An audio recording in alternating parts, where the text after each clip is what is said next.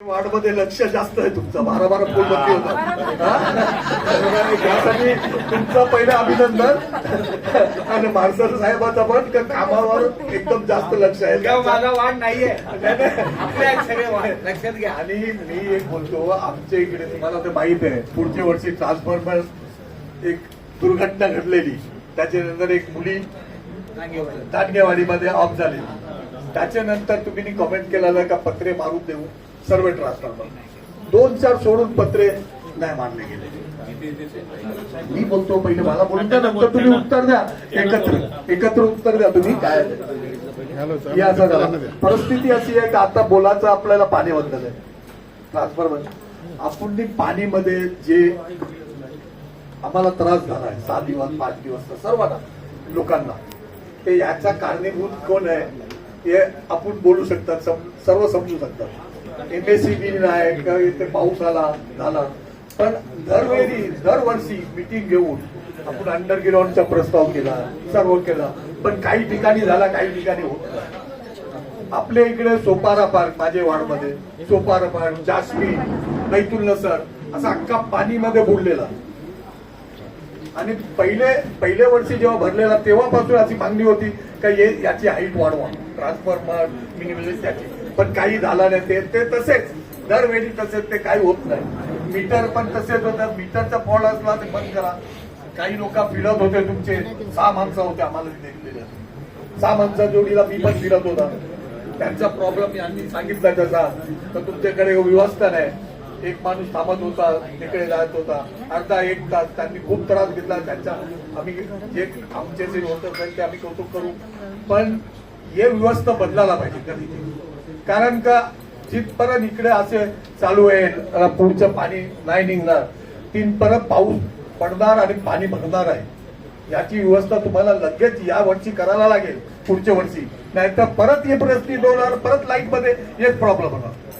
दुसरा ट्रान्सफॉर्मरचा असा आहे का नेहमी एक नियम असतो का ऑइल बदली करायचा वर्षामध्ये 6 महिन्यामध्ये, कधी पण तुमचा जे शेड्यूल असते, पण कधीच होत नाही. ट्रान्सफर ब्लास्ट होतो, त्याच्यानंतर नवीन ट्रान्सफर येतो, तेव्हाच ऑइल बदली केला जातं. नंतर कधीच मी इतक्या वर्षामध्ये कधी बघितलं नाही का ऑइल चेंज करायला ट्रान्सफर MSCB वाले आले. हे तुम्ही दाखवा, एक फोटो दाखवा का MSCB वाले आले 1-2 वर्षामध्ये का 4 वर्षामध्ये ट्रान्सफॉर्मरचा ऑइल. जर ऑइल बदली केला आणि व्यवस्थित त्याचा हे झाला, ते ट्रान्सफर फाटणारच नाही. ब्लास्ट कसं होईल. दुसरा एक सर्वांचा विषय असा आहे, लाईटच्या बद्दल, मीटर बद्दल बोलतो मी थोडासा, का तुम्ही ते स्मार्ट मीटर बद्दल नाही बोलतो. तुम्ही प्रत्येक एरियामध्ये तुमचा मीटर लावलाय का एरियाचा रिडिंग येते, बरोबर. एरियाची रिडिंग घेतात ना मीटर, ट्रान्सफॉर्मरला लावलाय तुम्ही आणि एरियाचे मीटर घेतात. आणि काही लोक चोरी करतात, बरोबर. हे आम्हाला दिसतो, पण रात्री कोण चोरी करतात, कोण दिवसाला कोण तारी मारतात करतात, आणि ते नंतर तुम्ही सर्व एरियामध्ये ते टाकून देतात. पण ज्यांनी चोरी नाही केली त्यांच्या चुकी काय, त्यांना ते पैसे कशाला. तुम्ही रेट टाका रात्री, जे चोरी नाही करतात त्यांची चुकी काय. तुम्ही रेट टाका ना. आम्ही चोरी करतात तर आमच्यावर रेट टाका.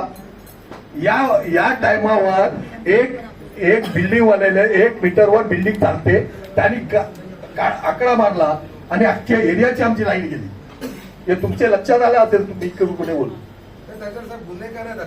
अशा माणसावर गुन्हे दाखल करा. आणि 1-1 मीटरवर अद्याप आमच्या एरियामध्ये 1-1 मीटरवर बिल्डिंग चालतात, 2-2 मीटरवर बिल्डिंग चालतात. पाऊस आहे ना तुमच्या,